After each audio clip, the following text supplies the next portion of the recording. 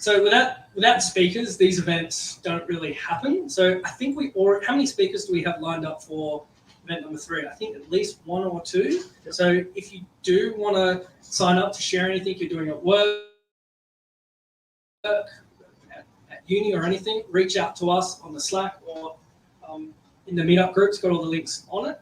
We'd love to have you speak at the next Meetup. And same for sponsors. These events also don't happen without sponsors. So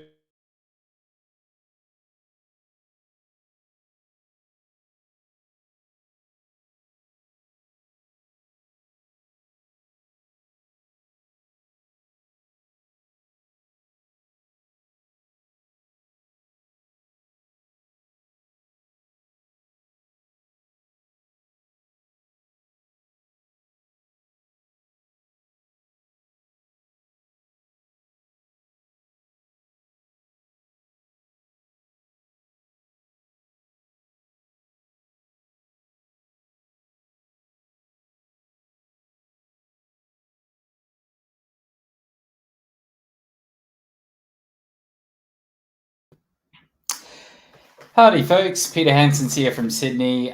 Looks like they've got a few internet issues over there in Perth at the moment. We're trying to get them all sorted out.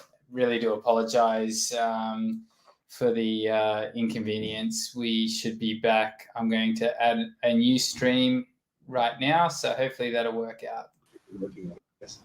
Hi to everybody here. Hi to everybody in the live streaming. Thanks so much to Core Innovation for this facility. I think we should be thankful because it's not easy to kind of get people together, have a place for people to interact. So thanks so much for that.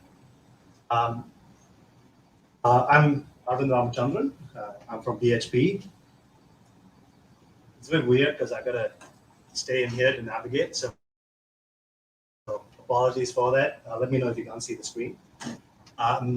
So I've been in IT now for the last 17 plus years.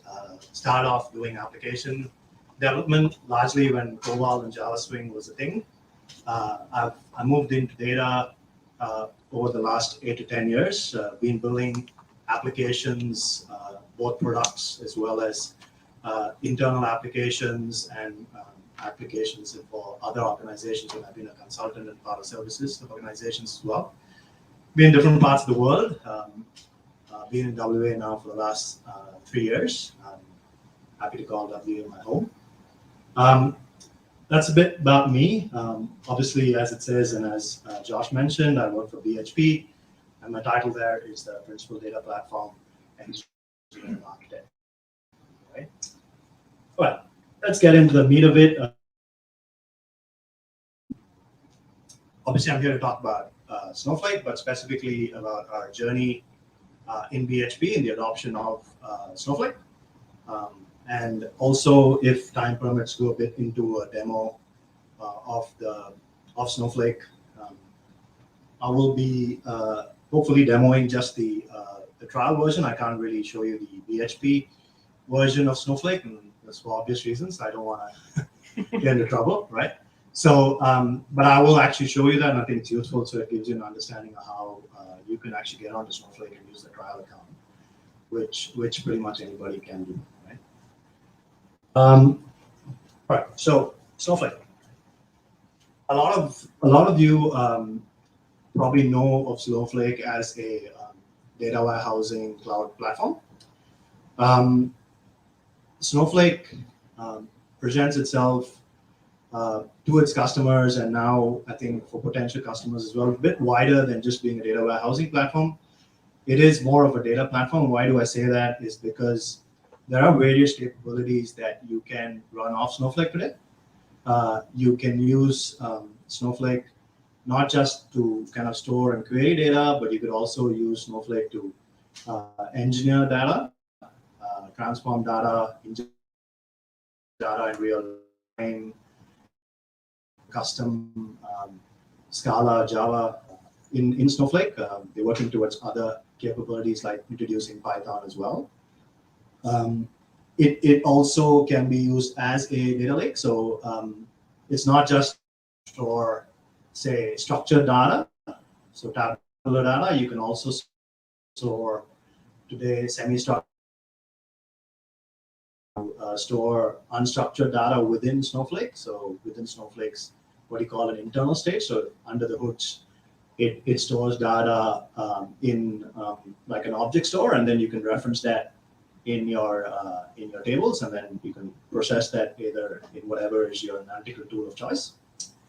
Data warehouse is probably the most obvious of the capabilities that are here presented. So I won't dwell too much in that. You could pretty much create any kind of OLAP tables. You can run quite a lot of those queries, the Windows aggregation functions, all of it is available.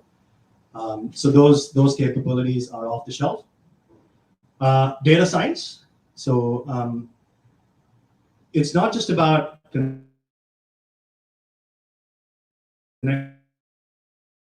different kind of SageMaker, you can connect from Azure ML, all of those offerings, as well as like on-premise RStudio. You can connect from those things. Snowflake is slowly kind of getting into providing data science as a capability. So in the sense that you can actually push down your feature engineering and some modeling capabilities into Snowflake rather than having to move data out of it, right? So those capabilities are also being provided by Snowflake. And then, to be able to build data applications on top of it. So obviously building out custom data applications with those capabilities that Snowflake provides is a lot easier. It doesn't have like for example, a drag and drop capability to build custom applications, but it provides the connectivities to any kind of custom development that you would want to do on top of it if you want to build out data applications. As well as provides analysts with the capability to visualize their data within Snowflake itself. So they've got a feature called SnowSight, which allows you to kind of visualize, analyze data within Snowflake. Not necessarily kind of embed that in other applications, but at least for an analyst, you can drag, drop, take, kind of export out those images and stick them into any presentations that you would like to have. And then finally, data sharing. So data sharing is the capability in Snowflake to be able to share your data sets with other organizations. So for example, you could have another part or division that functions in a different part of the world, and you could then use Snowflake to share your data sets with another part of the world. So they can have their own Snowflake instance, and you can share that without having to actually ETL that data across. You can also share your data with third-party organizations where you, for example, want to monetize your data sets, right? So those are also capabilities that are available with Snowflake. So that's kind of why it's more of a data platform rather than just purely data warehousing. Obviously, these capabilities are ever growing, and I'm just going to dwell a little bit really quickly because I know it's pretty short time in terms of the presentation itself. So the Elastic, there's three main features here, which are also listed, which is the Elastic Performance Engine, Intelligent Infrastructure, and Snowflake. Those are like the foundational pillars of how Snowflake functions. So what is actually Elastic Performance Engine, right? So the first thing is that you've got an engine for every workload. So what does that really mean? Is you're not actually tied to one specific compute, and you don't have to set what that compute sizing is when you start off. So you can say, for example, have a different sizing for your ETL workloads. You can have a different sizing for your BI workloads. You can have a different sizing for your custom apps. You can actually then have different sizing for, say, real-time integration, right? So there are different kind of computes that you can set up. You can also kind of set those computes up based on, say, different functions within your organization. And the thing is that compute doesn't necessarily have to be just created by technology or IT within your organizations. They can also be created by end users. And then IT can then manage them and monitor them, because then IT can kind of look at the overall account, right? In terms of like performance and concurrency, a lot of that comes with the fact that you can have distributed compute, but you can also scale it. So you can scale Snowflake both horizontally and vertically. So when you create a particular compute size, you can scale it horizontally by actually saying that you want to have X number of clusters. You can also scale within the same compute itself. You don't have to necessarily start off by saying you need to have, like, say, you need to have all the clusters, kind of all the nodes turned on. It can be that it's only used as and when you need it, and all of that is configurable. And if, say, for example, you see something in production, when you alter the sizing of a warehouse, it doesn't necessarily drop your queries. It will just kind of queue it, and then once the alter statement is done, you can actually rerun it. So it's really easy to operate, is what I'm getting to. I'm probably going to gloss over this because I'm usually worried about time, and Ash and John, just feel free to time check me. Yeah. Intelligent infrastructure. So again, I touched on this already in terms of the warehousing, but in terms of administration of Snowflake itself, in like a lot of databases, you need to, like, say, run vacuum functions, indexing, etc.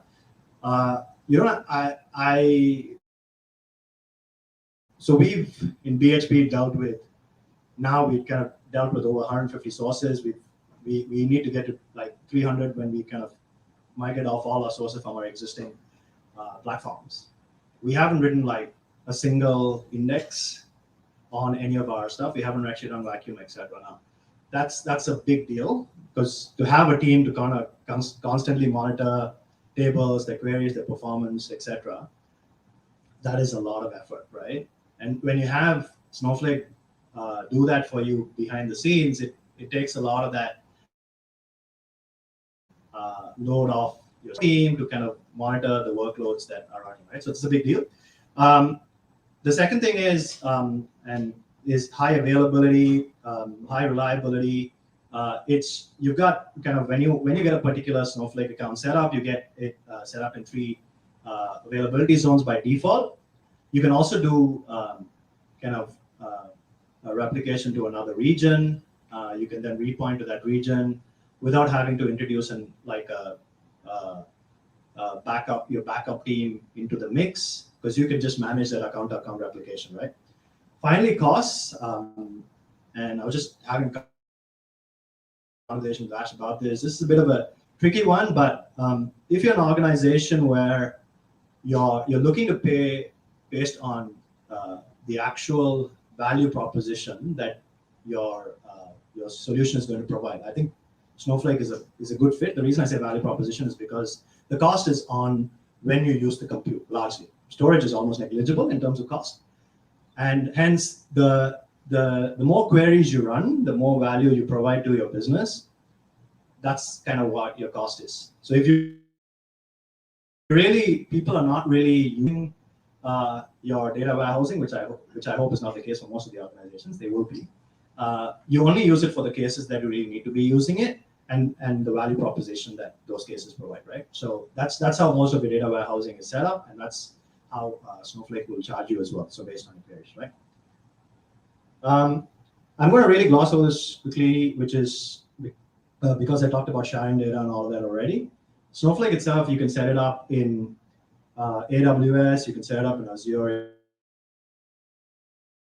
set it up in GCP. So it's cloud agnostic, and you can then even like replicate from one particular region to another. You can set up accounts across different regions. You can mix and match is what I'm saying. So these are all capabilities that you can you have with Snowflake. It's just flexible in the capabilities it provides, right? I'm going to jump straight into PHP and what we had. I would say this is legacy / current architecture. So we've got so from left to right, we've got multiple types of sources. Obviously, there's a lot of them. I don't want to list them out. As I said before, we have over 250 sources. We're in the process of moving about 150 of them within May, and we're pretty close to kind of getting that done. So we've got OLTP, kind of batch, CDC, messages, files API, as well as SAP. Those who are here who dealt with SAP, they'll know why I put that in a separate box. It generally is a different beast to deal with. Multiple kind of ingestion. We have multiple ingestion tools that we've been using. Here we have both Oracle as well as kind of Cloudera in the mix, right? And we had transformation that's being done with SAP bots, or some of the transformation of store procedures and things like that in Oracle, T-SQL, and then we had Spark, right? So we had Spark that had to work within the Cloudera world. Yeah, work never stops. So the thing is that you can see there's a kind of a plethora of tools here, right? Which then means it leads to a lot of challenges, and these are really the real drivers for us to change.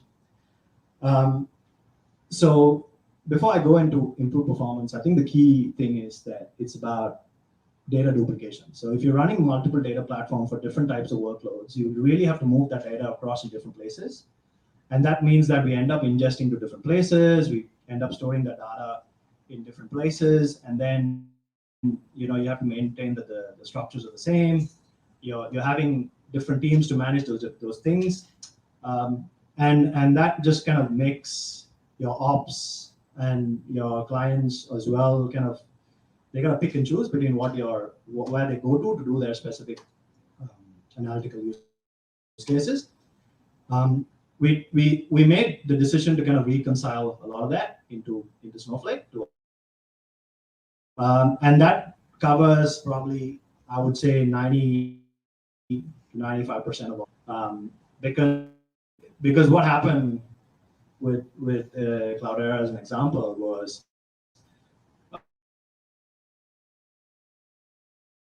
there's going to be a lot of ML that's happening on Cloudera. We realized that at the end of the day, it was used a lot for BI and self-service and ad hoc query. It wasn't used as much for ML. So it's that kind of realized focus on the key outcomes that we want to drive towards, which ended up being BI reporting and ML, where if it's we actually saw improved performance in Snowflake when compared to Impala and then compared to Oracle for the same data set for the same queries. I'll probably ignore cloud strategic alignment because that's largely aligned to PHP. We just want to get on cloud, and everybody wants to do that today, so it's the same. Where we get to, right? So our target architecture was basically moving away from all of that plethora of tools that you saw and simplifying it to landing our data into S3 first as an external stage, which is a very good capability that Snowflake integrates with. So you can drop data into S3, and then you can kind of pump it into Snowflake without having to actually write any kind of custom coding, right? Because it provides commands to be able to copy data from S3 into Snowflake. It's called the copy command. So that's one effective way to land your data. It also helps us to kind of store both land our data our unstructured data, right? And then if you really want to deal with different types of machine learning use cases, for example, where we need to have a non-Snowflake store, we can basically get to that stage as well without affecting any kind of vendor lock-in, if that's a concern, right? Yeah. So we've also kind of get rid of all the plethora of tools that we had. We're moving to DBT Cloud now from a transformation perspective. And DBT Cloud is a good fit because it pushes down the compute to Snowflake. So it uses the processing in Snowflake. Data doesn't move in and out like it did for us with Bards. And that's a big win for us because we're trying to keep data and compute in place as much as possible and actually manage our compute costs in one place as much as possible, right? Again, I don't want to touch on predictive and outputs, but the only thing I want to say is it actually connects really well with all of these tools as well. And we were able to ingest data from different tools as well. So being able to ingest from stream sets, from DataVard, which is our integration with SAP, Kafka, Solus writing to S3, and then ingesting into Snowflake as well, right? So that's that. Some kind of quick design considerations for those who are using Snowflake. A bit of a brain dump here, to be honest, but hope it's helpful. So firstly, your decision about using a one primary account versus multiple is driven by your latency and your need to kind of share data. That would be kind of a primary driving factor. We currently have one primary account. You could have, depending on how your organization is set up and where they're actually accessing data from predominantly, you could have multiple accounts and have your data actually stored there. That will work as well. Database creation, now again, depends on how you wanna kind of define your databases. So if it's based on functions, based on how your organization's groups are set up, will they actually create database? Will they actually create schemas and so on within that, or will just technology handle everything? All of that flexibility you can do within Snowflake, so you can create.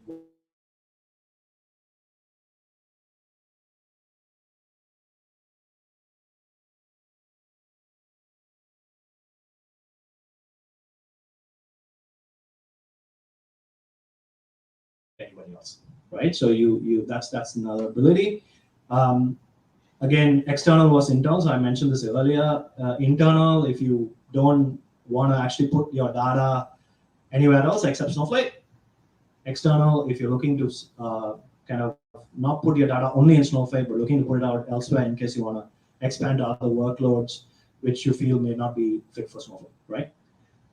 Use an appropriate injection pattern. So don't always do real-time injection.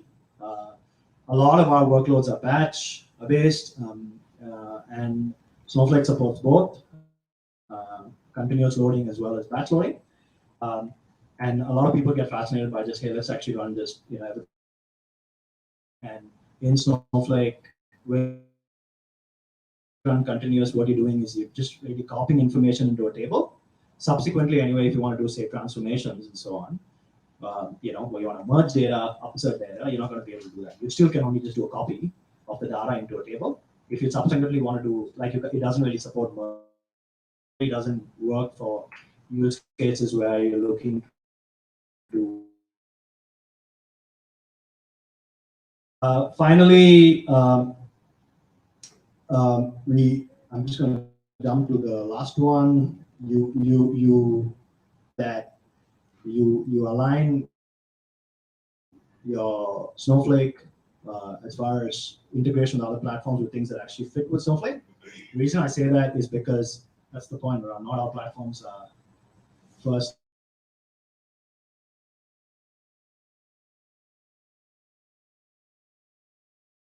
Data curation management tools leverage Snowflake. The reason I say that is because you want to be able to push down your computing power to Snowflake. If you use tools that are not cloud first and don't actually leverage Snowflake, you're probably not using Snowflake to its best effect. So I think that's kind of the gist of it. If try to push as much as possible to Snowflake, so you're able to move data across, reduce your computing costs, and other bit, reduce your licensing in terms of the number of cores that those systems that you need to procure. Let me just see, right? Let me just gloss over this really quickly. I think got a couple of minutes. So So for all the good things that said about Snowflake, there's obviously things that we're working with Snowflake in terms of our next kind of product roadmap. So we're working with kind of account-to-account replication. So if you set up accounts across different regions, we're actually replicating that for disaster recovery.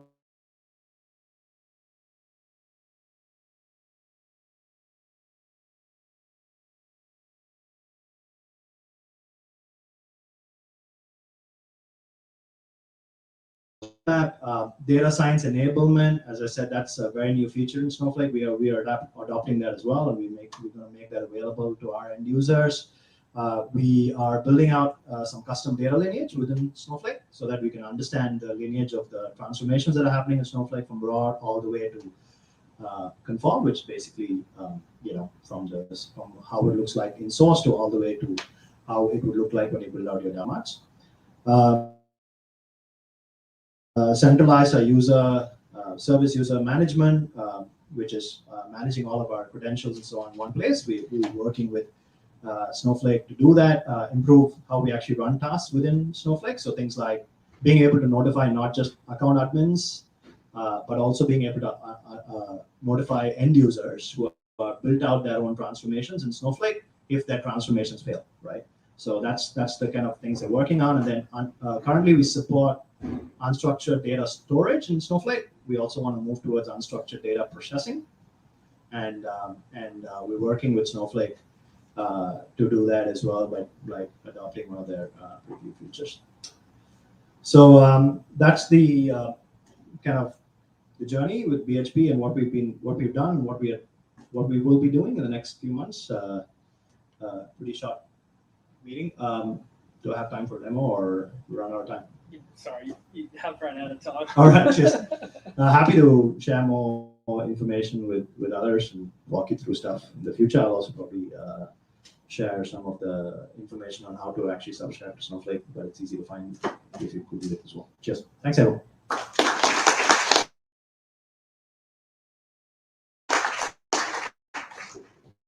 You probably still have 1 minute or so. Any questions? Yep. Yeah. Sorry, I can't see the lights blaring in my face. Other than Snowflake, what were the other options you looked at to achieve? Yeah, so we did look at. I mean, it's probably not the. I don't want to kind of pull names, but I'm happy to actually have that conversation with you in private.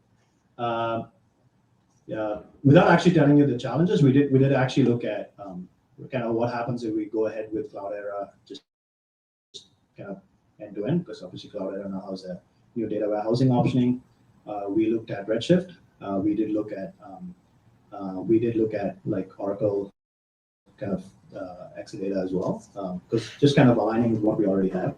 Without going into details, the predominant reason is the compute and storage, and the scalability that it offers was probably one of the most defining factors. There's obviously others, but I can talk you through that, but that's probably one of the most defining factors, yeah. Any other questions?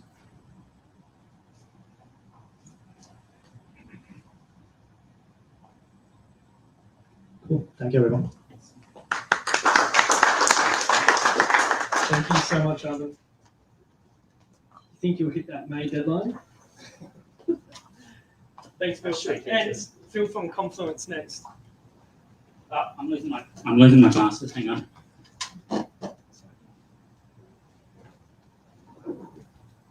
Hi everyone, I'm Phil Wild from Confluent. So I'll talk for the next 30 minutes, and my presentation hasn't quite worked the way it's supposed to, and I cannot seem to share via one screen. So I'll be flicking HDMI cable in and out as I go between my iPad, which is where I have the presentation, and my MacBook, which is where I'm going to be doing a very quick demo. So let's get a bit more organised.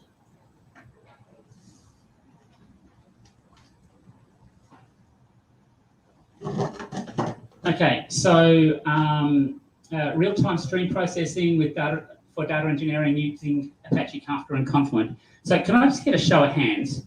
Who here is using Apache Kafka, either Confluent or open source Apache Kafka? So there's a few. So who hasn't touched or does not know what Apache Kafka is? All right. Okay, so I'll start then with a very, very quick intro of what Apache Kafka is. Well, I guess I'll start with me first. So, Phil Wild, if you want to connect with me on LinkedIn, take a photo of the screen. I'm a senior solutions engineer with Confluent. I've been with Confluent for about 9 months now. So Apache Kafka is open source. It was originally developed at LinkedIn back in 2008. It fundamentally changed the way they worked with data within LinkedIn, and they got permission to donate it to the Apache Foundation. That happened in 2011. It kind of took off. It still currently is the most active Apache project at the Apache Foundation. In 2014, the original founders, who are Jay Kretz, Neha and Jun, they left LinkedIn and formed Confluent. And last year in 2021, we IPO'd on the NASDAQ. So if we look at the top level Apache projects, we are here. And so the donut chart on the right is from the FY 2021 annual report, and you can kind of see I guess the slice of development that happens with Apache versus the other projects within the Apache Foundation. With Kafka within the Apache Foundation. And again, just the trends. So looking at Stack Overflow and what people are doing within Stack Overflow. So the blue line is Apache, we have Snowflake, Databricks, and Hadoop is the one that's now kind of, I guess, diving a bit as people move from what they were doing to what they're doing now. So we are becoming, or you could probably say we are, the de facto standard for event streaming. So just to give you some other figures, there's about 100,000 organizations globally that are using Kafka, 70% of the Fortune 500. We have 200 meetups around the world, and there's about 32,000 Stack Overflow questions to do with Kafka. And so where does Confluent fit in? So again, that's probably not readable from where you are, but we make Apache Kafka, I guess, a commercial offering. So we offer it as a service from the cloud, if you want that, or you can run it on premises. And then we provide the features that an enterprise would typically want around open source Apache Kafka. So the reliability, additional features around stream processing, schema registry and stream governance, so you understand what's happening with the data, etc. And so how does that kind of apply to the data engineering world? So I guess this is what you do, right? So you want to build systems that collect, manage, and transform raw data into usable information for data scientists, analysts, and other people to interpret for some kind of business outcome. So your goal is kind of to collect the data from wherever it resides, to optimize that data, and then to deliver it to somebody or some service. And so this is really what we do. Okay, so we very much use the term data in motion around that stream processing, and we're pioneering a fundamentally new category of data infrastructure which is centered around that data in motion. Oh, now I need my pen. Lost your slide. I have. So, all right. So, if we talk about what we do, we have our event streaming platform, which is built on Apache Kafka, okay, which, as I said, I've already mentioned, is kind of the de facto standard for event streaming. And, you know, you hear terms event processing, event streaming, event analytics. This is kind of where we play. Okay. And so if I go into what Apache Kafka is, it's a platform to manage and process real-time data and events. And we do that, and this is really where it was created. It is a distributed message platform built around an immutable log, okay, a durable and immutable log, which underpins topics. Okay, So data is written into a topic or a log. It typically stays in there by default for 7 days, but you're not defined by 7 days. It could stay in that topic forever, or it could stay in there for an hour. It's up to you. So if we think about what a topic is, it's typically a stream of related events. It's defined by developers, and there's no limit on the number of topics that you can have within the Confluent or Kafka platform. It could be half a dozen, or it could be millions. Okay, you make a decision as to how you want to set that up. So if we look at what a topic is, it's effectively messages in order of sequence that go in there that are given an offset. Okay, and the difference between a typical message broker is when a message goes into a broker, it's typically consumed by someone and it's destroyed. Within Kafka, it is not. It stays in that log as a record and can be reused. And that's kind of the difference between, I guess, some of the other platforms out there for moving and processing data in Kafka. So we have a producer that produces in at the end of the topic, and a consumer that will consume. And then you can potentially have other consumers that are also consuming that message. So the reuse of data within the platform. Okay, produce and consume is also asynchronous. So there's no limitations or restrictions or coupling of source to destination. That's very much decoupled from your source or your source to your sink. So you can potentially have consumers that are running behind time. So for end of day reporting, end of week reporting, etc., that can happen within the stream as opposed to from a database or something else. Or potentially, if you want to do some sort of ML training, you can go from the very beginning of your data. Now, I'm going slower than I want to. So again, you can have many topics. And this is really where it starts to come in. There is a Connect framework that was developed as part of Apache Kafka and then extended. There is something called Confluent Hub, which has about 120 different connectors to either get data into Apache Kafka or get data out. So if you want to bring in, say, Oracle via Change Data Capture, or pull data in from Salesforce, or S3, sync it to Snowflake or Databricks, or into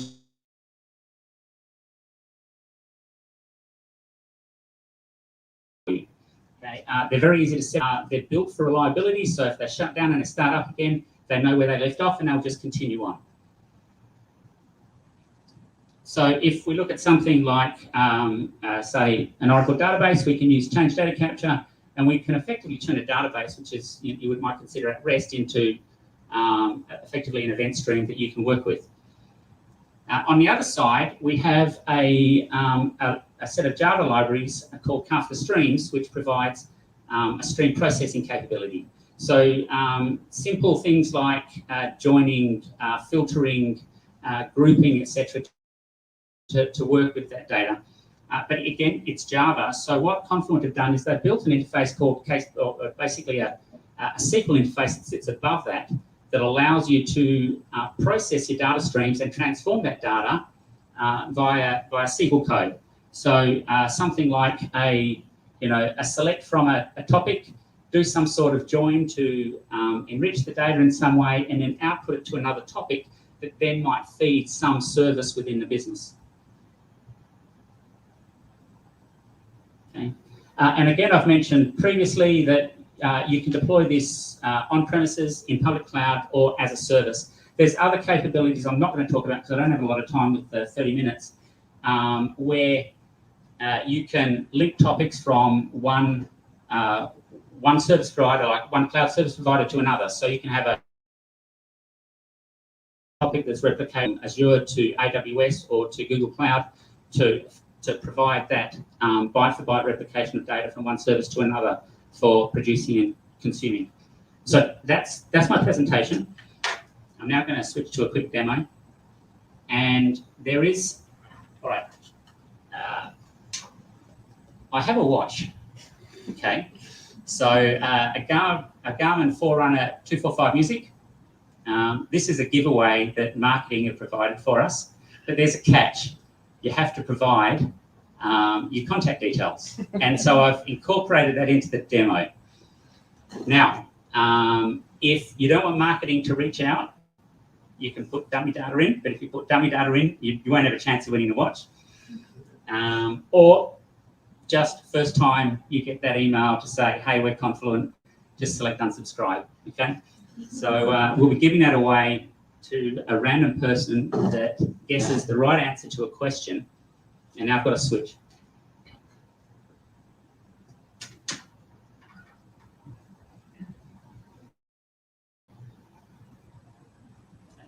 Is that going to come up? Yep. All right. Okay. If you scan that web form or scan that QR code, you'll get a web form, or I hope you'll get a web form. I'll just check that you can do that. You can. All right. So again, the contact details for marketing and one question.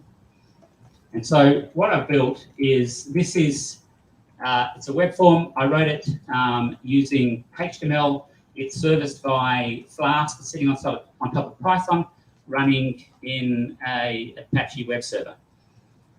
Within the code is about half a dozen lines that actually produces the results that you send when you hit the submit into a topic. Okay, so we're going to see that data along with some other data within the topic, within Confluent. So something else I'll mention, if you want to, I guess, muck around and see what Confluent's like, if you go to confluent.cloud, you register with an email address, you will get $400 US worth of credit for consumption within the first couple of months. So when you first log into Confluent Cloud, you can create your first cluster. We have 3 types of clusters: basic, standard, make it bigger, and dedicated. And I'm using basic for this demo, which is no minimum charges, basically just on usage. If you want to go through to dedicated, we will scale in the cloud up to about just under 5,000 megabytes a second of throughput from an event streaming perspective. Okay.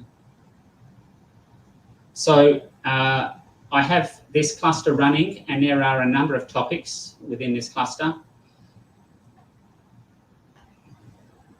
One of these topics is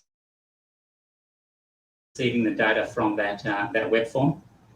But I'm going to show some features with more data that's, I guess, flowing a bit more than, say, 20 people that have offered to provide their email and phone numbers. So I'm running this. When you create a cluster, again, you do the same sort of thing. You pick a cluster type, you choose your cloud service provider, and then you pick a region, and it'll spin it up for you.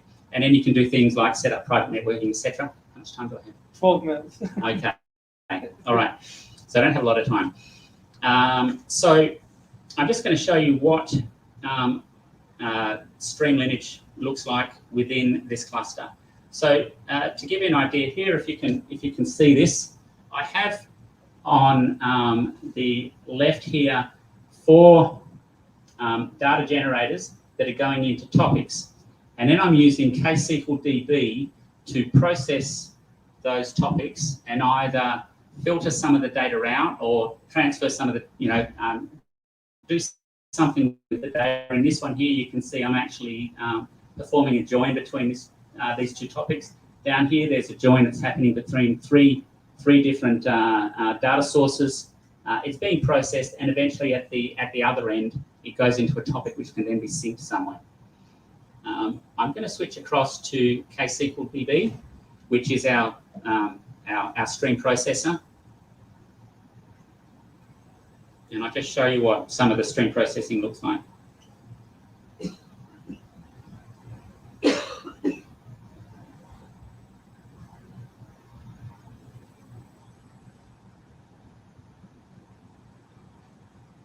Okay, so again, in KSQL DB, I can see the flows, all right? The web forms is the stream which contained all of the responses that came through. So you can see them here as they flow, and this is a live stream, so we'd actually see that data coming in as it comes in. Okay, I can have a look at what the schema looks like. There's a schema registry as part of this, so you have that schema where you can do things like search for a field like a user ID. You can tag those fields with tags that are important to you, like maybe PII or production, etc., to allow you to find data, where it's coming from and where it's going. So from this web form, the first thing I'm doing is I'm creating a table. And this table is finding all the people that responded with the right answer. So you can see here my SQL that's running on that, which then produces this table here. Okay. I'm also processing the same form, and I'm creating a stream as opposed to a table, which is all of the answers that are wrong. So as part of this query, what I've done is I've basically just written a query that goes through, make sure I get your first answer only. So you can't just go in and put your name in lots and lots of times to try and increase your chances of winning a raffle. Checks the answers and then puts it through to a topic. The last thing I've got is I've gone into connectors, and I talked to you about connectors for there's 120 plus connectors. So I've got two here running, one going out to Elastic and one going out to MongoDB. And you can see that they're syncing. If I just to show you what it looks like, if I go add connector, there's about 50 managed connectors within Confluent Cloud. So you can actually just say, I want to connect to, say, Atlas. You don't need to spin up any infrastructure to do that connection. It's our cloud to their cloud. Again, you can do the same thing with Snowflake or close, etc. So choose whether you want a source or a sink. Click on it and basically configure it. So I've done that very quick. How much time have I got? 8 minutes. 8 minutes. All right. Okay. Again, within the platform, you've got, I guess, all the things you need to kind of make working with the data easy. And I've done that very fast to try and stay on track, because I think I talked more than I wanted to at the beginning. So if I go back to this stream lineage view,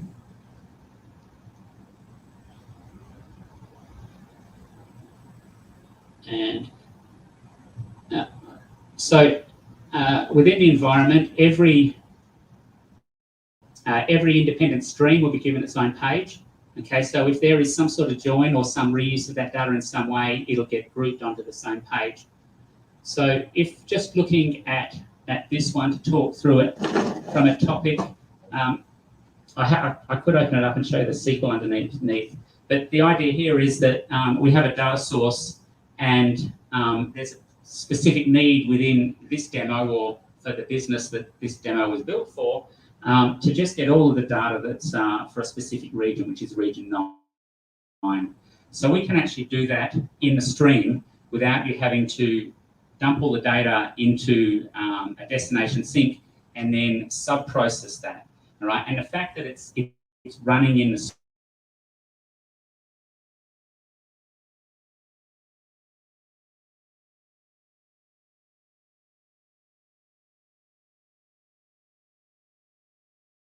it's effectively a run forever, and we have I guess an added command that goes on it, and is emit changes, so it just continues to run and stays updated. Now, for the last part of the demo, what I'll do is I'll just cat. So. I don't know if you can see that, but it's this little bit at the end here. It's just a bash script that's doing a post to KSQLDB to run a statement against the table that's created with all of the people that got the answer. And then I'm just doing some cleanup stuff because I was a bit slack at the time. Getting out my samples because all my emails are confluent.io, sorting them and giving me basically a list of straws. Higher.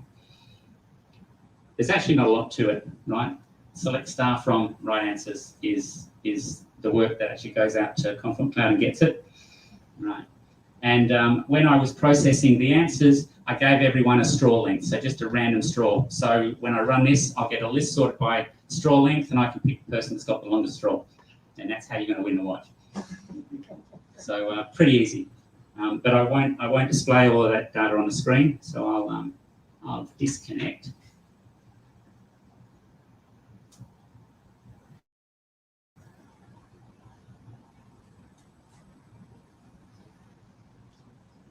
All right. And the person that got the longest straw, Ranjit Singh. There you go. All right.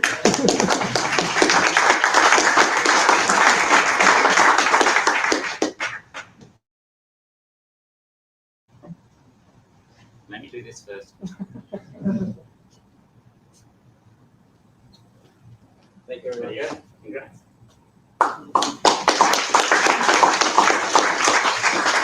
Questions? Yeah, question from Aaron on the live stream. It confuses me a bit. I thought that Kafka is a processing engine. Does the Kafka cluster provide storage for the offsets and partitions, or has to be some kind of external storage? It does and it doesn't. So it can be block storage that sits underneath it. So that's kind of off of the host. We do that for everything but Azure. We don't support Azure block storage yet. It's coming soon, but within Google Cloud and AWS, it's block storage. So you have your brokers and processing nodes. If it's Confluent Cloud, you just don't care, right?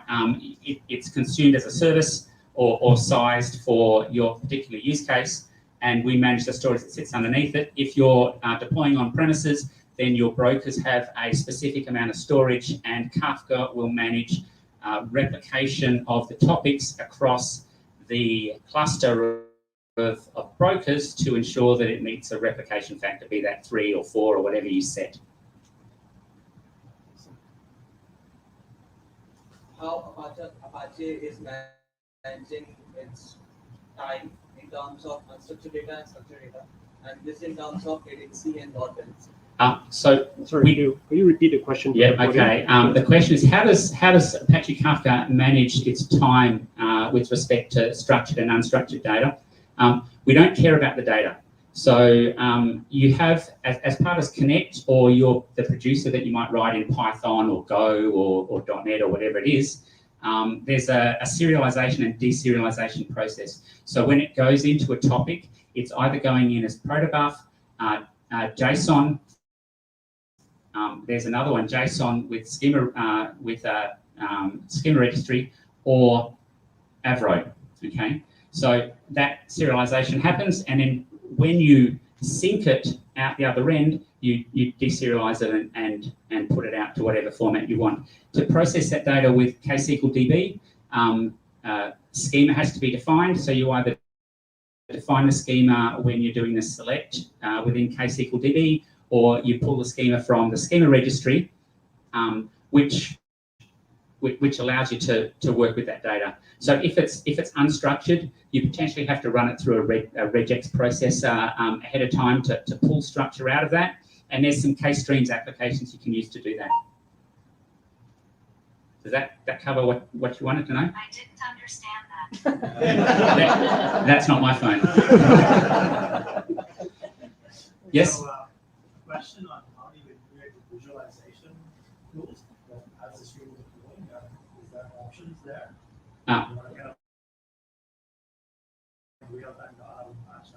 We don't have something within that. Okay, I've got to find it up. So this will be the last question. Sorry. I'll repeat the question. How do we integrate with visualization platforms? So there's nothing within Confluent or Kafka that does that. you would sync into an Elastic or a Splunk or a some other platform that would then allow you to query it, or it would go into your Databricks or your Snowflake, and then your visualization would sit on top of that. So we do the heavy lifting of that day-to-day, transforming the data to get it into the right format for you, to then make working with that data at the other end of the process easier. Druid is a good one as well. Yeah, Druid, yeah. Or what Imply as the commercial offering. Yeah. Last question. No more questions. All right. Thank you, everyone. I hope that was informative.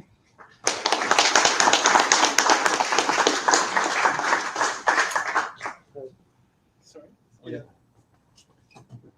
I haven't seen Paul. Where's Paul hiding? There he is. Yeah.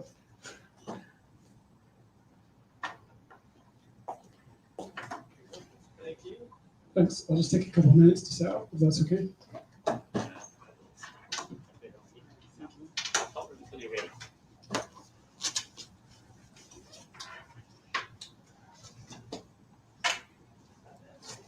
Slice.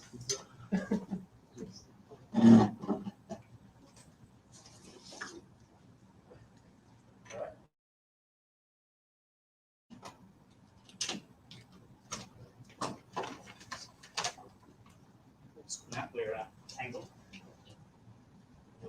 That's in.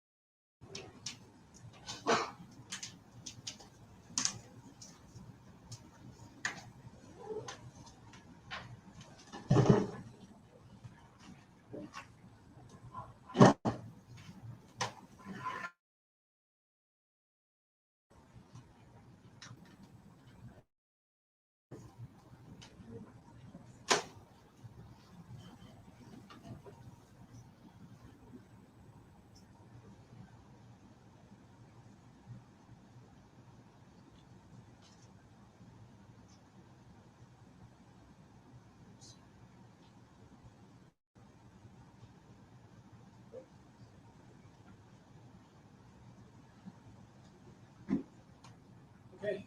So I think you got to turn it on, Paul. Nope. No battery. Turn it off and on again. Sorry. Oh.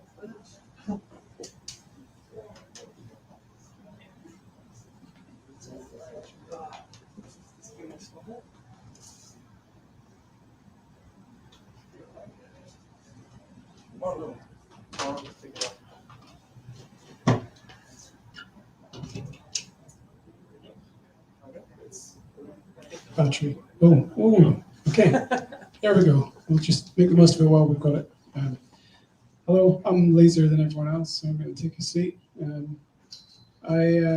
name is Paul Simons. I'm a principal consultant for the last 4 years with Mechanical Rock.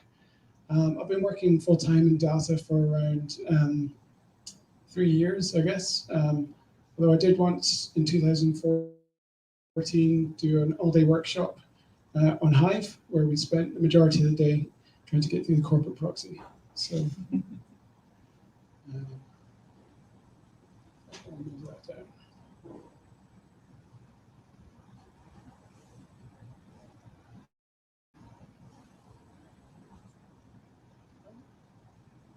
Okay, great. Is anyone here not used Firehose or don't know what Kinesis Firehose is? Okay, so most people have a look. So today, 3 main takeaways that I hope you'll come away with. One, that you'll understand or be refreshed on what Kinesis Firehose is, and especially some of its new features from the last couple of years, and what it's good for, really. some of the limitations and the bounds of the service, where you might want to think about alternatives or how to reconfigure it, and just some common use cases and how and when to apply them.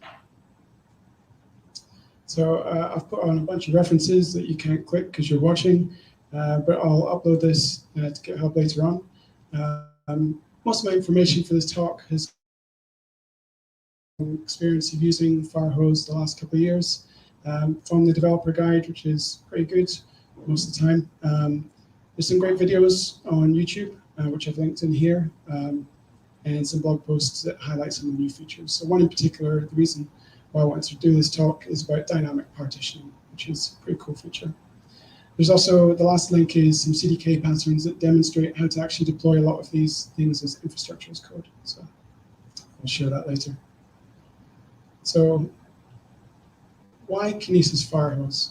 Well, let's see how Amazon describe it. I didn't actually know Amazon were going to sponsor this to be here. I'll have to cut back some of the snark. So Amazon Kinesis Data Firehose is an extract, transform, and load service that reliably captures, transforms, and delivers streaming data lakes, data stores, and analytics services. ETL, that's our wheelhouse, right? You know, we're data engineers, or pretend to be. It doesn't really extract. It's a bit of a misnomer, really, but we'll come back to that later. They actually call it ITL now, so ingest, transform, load. So thanks, another TLA, Amazon. So just a bit of a sidetrack here. I was trying to think, what is it about Kinesis Firehose that appeals to me? And because I'm a massive procrastinator, I ended up looking at this website about 16 personalities, which is based on the Myers-Briggs. And it's whether you're extroverted or introverted. And it's pretty close to a good match for what I was. This is going somewhere, I promise. But didn't quite capture what it was that I liked about Firehose. And this is me. You know, I'm kind of lazy, and I like some of the additional things that mean I don't have to do a lot of stuff that doesn't feel like it's adding value. So I like Kinesis Firehose because it delivers. Like literally, that's what it does. It delivers data. It's a way to reduce boilerplate infrastructure and code. It's got some really helpful features that we'll go and have a look at shortly. And it's also got good native integrations with other AWS services. If you're building, whether it's real-time streaming applications or services, or even just batch workloads, it can be a real handy tool. So this is a diagram from the Kinesis Firehose page on AWS's website, which I didn't find super helpful. Essentially, Firehose is that little orange box in the middle, and it's got lots of other icons around the end. But it does kind of show that it's about input, stuff happening, and output. So because, I don't know, I was in an odd mood, I thought, what would it look like if I tried to script it as a dating ad? Hi, I'm Kinesis Firehose, the way to continuously stream data into me. I'll take care of saving your data to whatever destination you choose, but only one destination at a time. Unless you want extra copies of S3, that's fine. It's complicated. So, but generally that's how it works. So forgetting that diagram before, the value add for me from Kinesis is that it helps to close the gap between systems that produce the data and the systems that turn it into information. One of the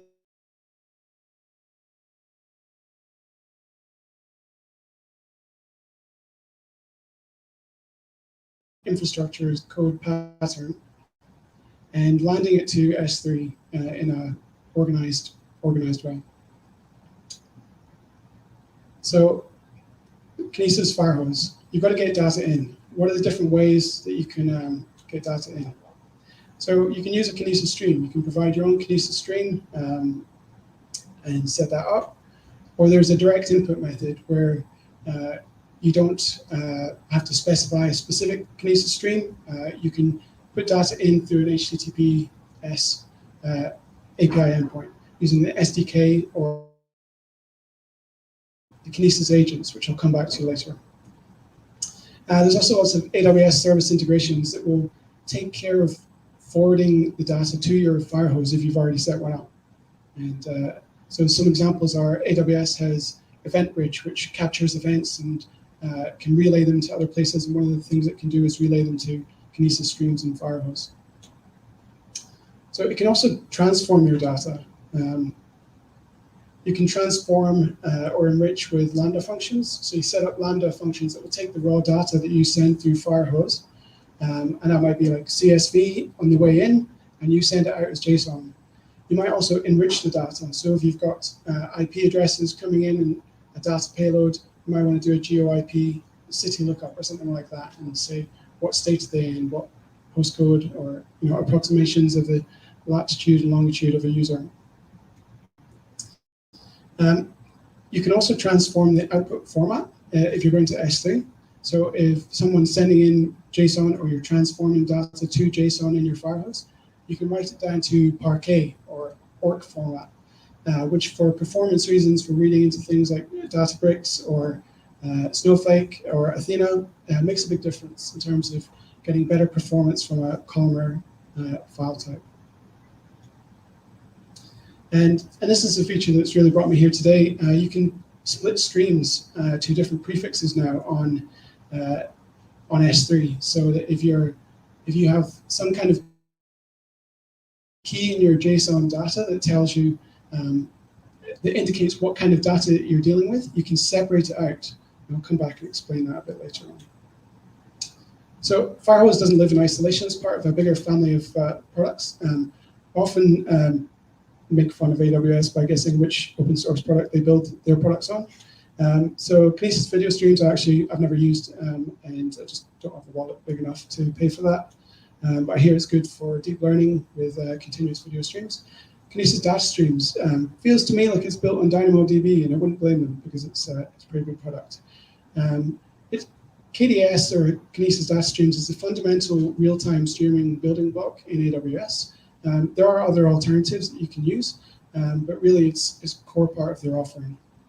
Obviously, Kinesis Data Firehose, which we're here to talk about today, has a close relationship in terms of can ingest data from a Kinesis data stream.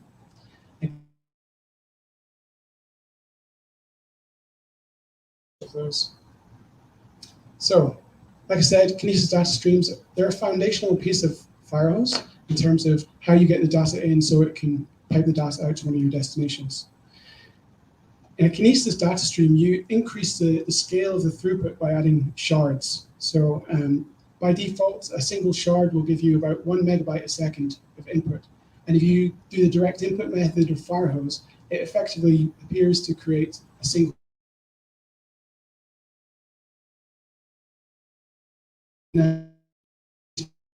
500 shards, which would allow you to input about 42 terabytes of data a day, which is quite a lot. And in regions like AP Southeast 2, it's about 200 shards. So yeah, I said about the direct input to Firehose being a single shard or equivalent. In terms of performance, so with Kinesis data streams, you have the concept of producers and consumers, and I'm glad Phil was here before me because for crap diagrams, and the concepts of Kafka topics relate quite closely to a Kinesis data stream in terms of you have a producer that pushes data into the stream. It can retain it for, by default, I think it's 7 days and up to 28 days if you're megabucks.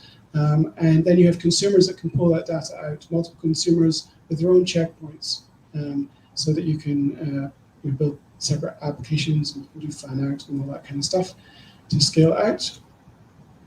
So Firehose, it takes care of moving your streaming data somewhere. That's its goal, is to move your data to a destination. So the destinations include things like Datadog, OpenSearch or Elasticsearch, Redshift, primarily S3 for data lake hydration, and there's a few more. They're expanding a lot. Notably, they recently added in the last couple of years an HTTP destination. So if you want to actually pipe your destination and buffer it and get all the good features of Firehose and put it into your own custom thing, you can do that. You just have to build the end of the pipe.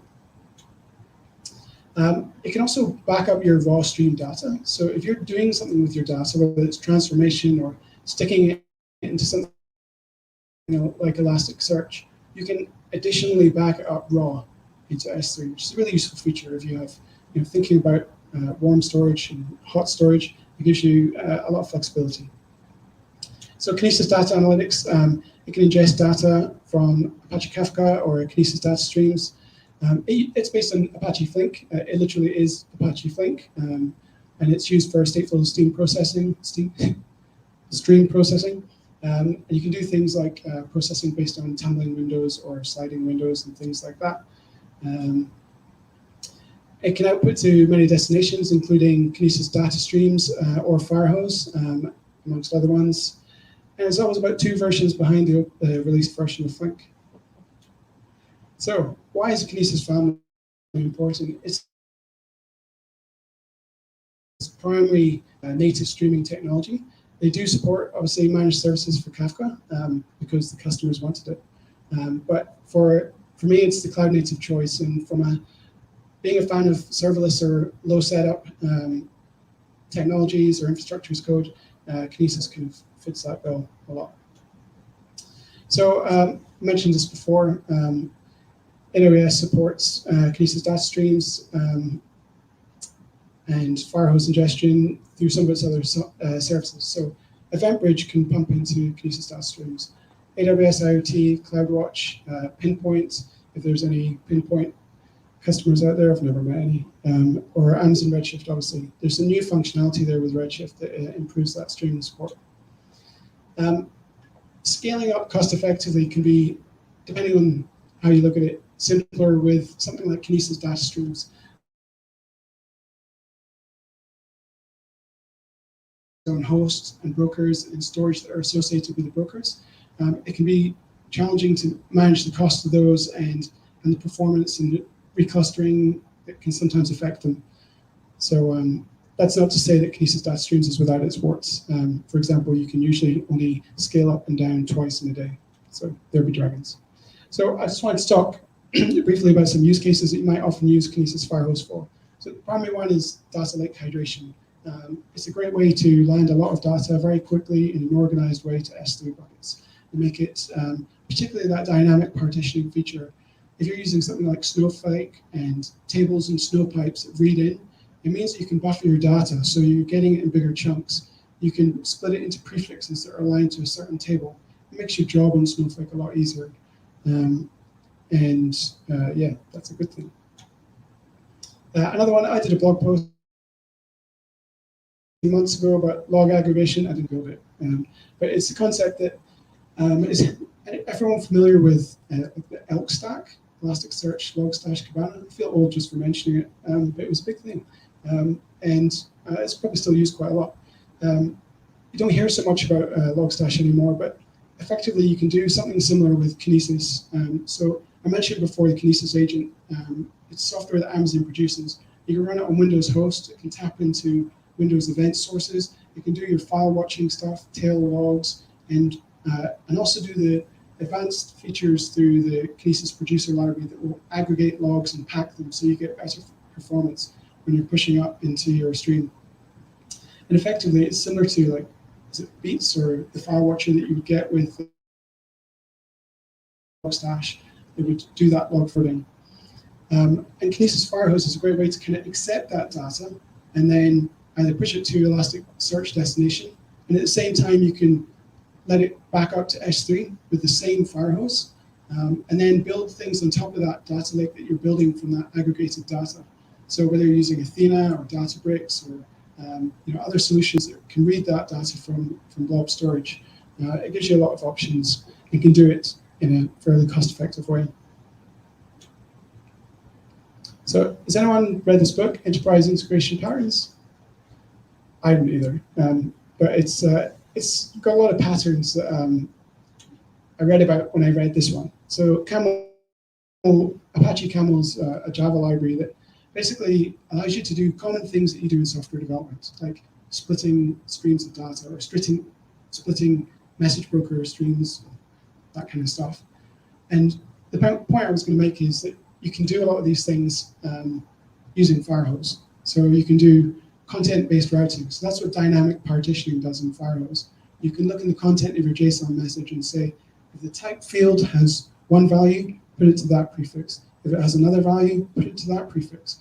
There's some caveats with that, so you can only have 500 active partitions at one time. So if you're also doing partitions for dates and hours and things like that, use CloudWatch to make sure you're not overspending your things. You can do filters and pipes. So using the transformation lambdas, you can say, actually, that kind of data, I don't care about it. So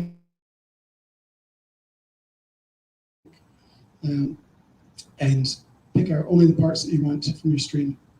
You can use it as a content enricher. So I gave that example of GeoIP before as a way to do that. But you can tie into any service that you can call from your lambdas to enhance your data on the way down. At the same time, still persisting the raw data through the backup mode. So another thing that you can do is create your own proxy destinations. So I made that phrase up, but basically, say for example, you wanted to stream data to ClickHouse, which is open source OLAP data from Yandex, I think, in Russia. But it's another sort of OLAP sort of system that you can run, and there's no support for it because it's quite sort of niche or esoteric. You could build your own API proxy with API gateway that would take that Firehose and buffer it into whatever you want. Equally, if you have an on-premise system that you can reach, you can use Firehose to buffer your data into it, as long as it's accessible by Firehose. Yeah, that was that. So I've created a bunch of, or described a bunch of patterns with a distinct lack of pictures. So I mentioned before the agent one, where you maybe have a bunch of hosts, like 200 on-premise hosts, and you want to forward their logs to a central place. You can install the Kinesis agents on the devices, configure a Kinesis data stream with enough shards to manage the data that you expect, the load of data that you expect, and use Kinesis Data Firehose to forward it onto OpenSearch. You additionally have features like you have an ability with the OpenSearch destination with Firehose to rotate those logs. So if you only want to keep 7 days worth or a week's worth of logs, but keep the rest on S3, then you can do that. And it means that you're not going to blow out your storage in Elasticsearch, which is obviously money. Pump and dump, I don't know where these names came from. DynamoDB change capture is the primary one that I've been using Firehose for, especially with the dynamic partitioning. So lots of different things that you can do. DynamoDB is a NoSQL database, but has a good change data capture mechanism where you can stream all the changes just like a CDC from Postgres or MySQL or something like that. You can have one stream going to one Lambda, going to one Firehose, or you can have one stream going direct to a Kinesis stream and put that into Firehose. You can have 10 different DynamoDB tables going to one Lambda function that fires to Firehose. That's what we did with dynamic partitioning. So we just use one simple infrastructure pattern to funnel this data together and then send out onto S3. And all you have to do is subscribe a Lambda function to the event source of each DynamoDB stream that you want to read from. So shift and split, picking these ones up now. Creating a Kinesis data stream with on-demand capacity, that's a new feature of Kinesis data streams. Sharding costs money. One shard costs you, you pay an hourly rate, and it's not easy to scale it up and scale it down. You can only generally do it twice a day or something like that. So they come out with a new feature that will do that scaling for you, even though there were AWS patterns to do it. But it starts with like 8 shards. If you don't want to care about that stuff and you want it to respond to the demand that you're placing on the stream, that's a good option to do it. You can configure your, where are we going with this? I think this is just an iteration of the last one I was talking about, having multiple different event sources, especially if you're doing a CQRS pattern or something like that. You've got lots of write once data. Firehose is a great way to persist it. And using dynamic partitioning allows you a simple way, based on JQ, to filter out that data. So, and this is the last one, I guess. It's really about doing that conversion to Parquet, which makes it better for reading to things like Snowflake or reading with Glue or Athena, things like that.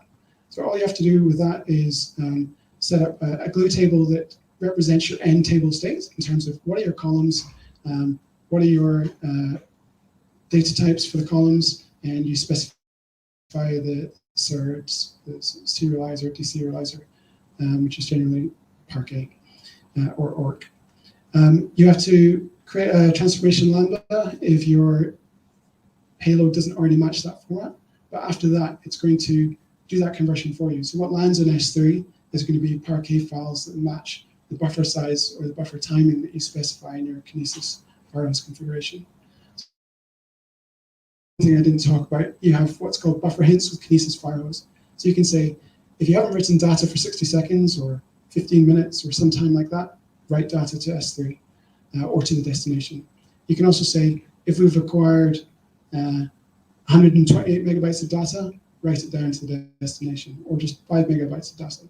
So you have a bit of leeway and control around when Firehose does it, but it's not exact.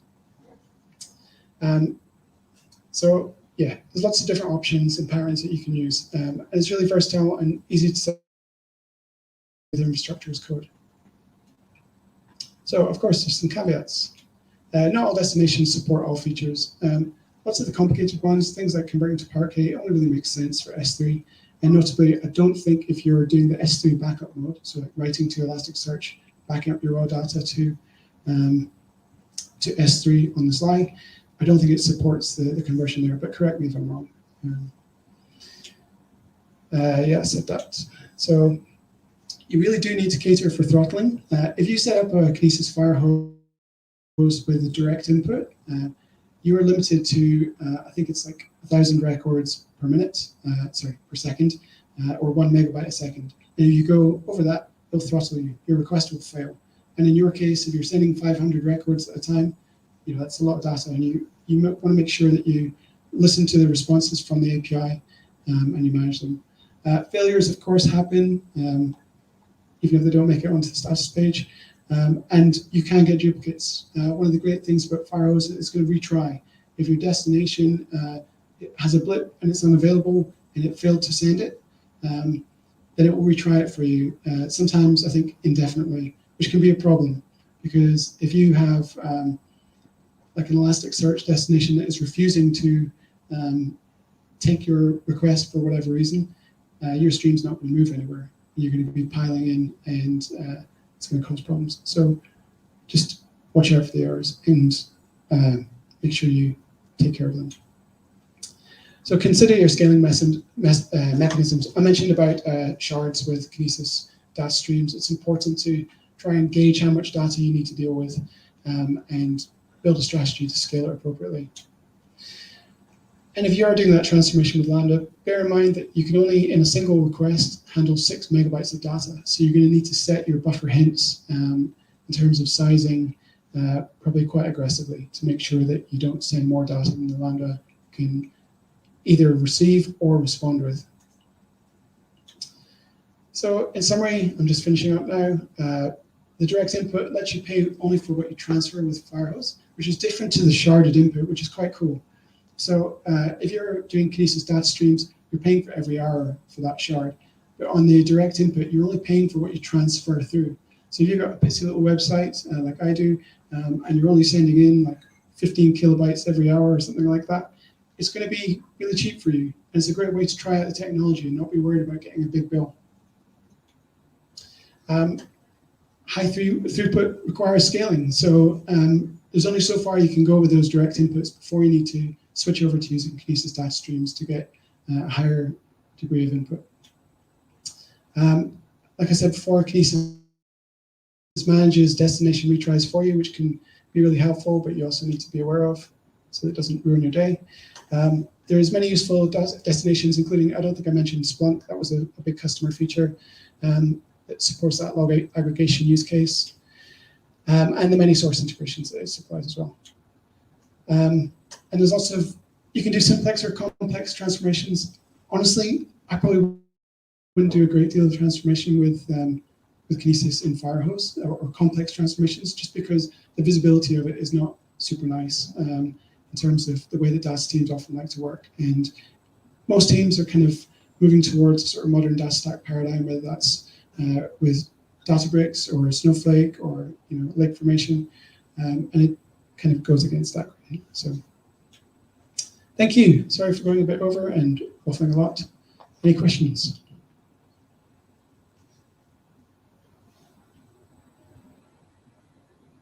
Cool. I'm going to bed. I'm really tired.